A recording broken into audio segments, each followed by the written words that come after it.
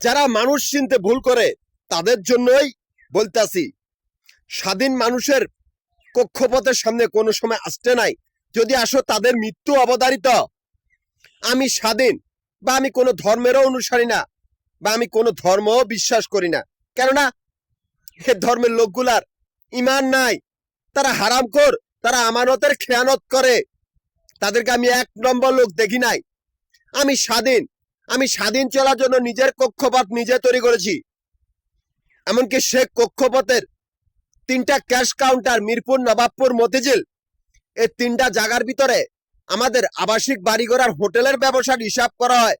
এখান থেকে আমার অ্যাকাউন্ট চলিতেছে। অথচ একদল কুকুর আমারই ক্যাশ কাউন্টার গুলার সামনে আস্তানা গাইছে, সন্ত্রাসীর আস্তানা, যাতে ওরা আমাদের ব্যবসা দখল করতে পারে। ওরা ব্যাংকের ভিতরে, ওরা নিকৃষ্ট ধর্ম ব্যবসায়ী, ওরা মাফিয়া কুত্তার দল, যাদের জন্ম ব্যাংকের ভিতরে, আর আমরা ব্যাংকের বাইরে।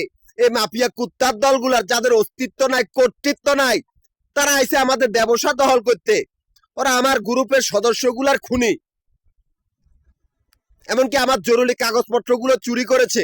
এই কুত্তার বাচ্চাগুলা মনে করছে যে আমি সেদিকে না যাবার জন্য ওরা সে জায়গার ভিতরে আস্তানা করছে। কুত্তার বাচ্চাগুলা মিরপুর, নবাবপুর, মতিঝিলে 3টা জায়গার ক্যাশ কাউন্টার গুলার সামনে।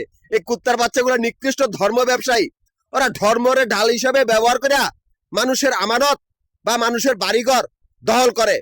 এই কুত্তার বাচ্চাগুলা নিকৃষ্ট শয়তানের অনুগত, যারা কিনা ব্যাংকের ভিতরে, আর আমি ব্যাংকের বাইরে। আমরা স্বাধীন। এই কুত্তাগুলার অস্তিত্ব নাই, ওদের আমি মৃত্যুকূপে ফেলাই দিয়েছি। কোনো কর্তৃত্ব নাই, ওরা মরবে, সেই বাহিনী আমি প্রেরণ করেছি।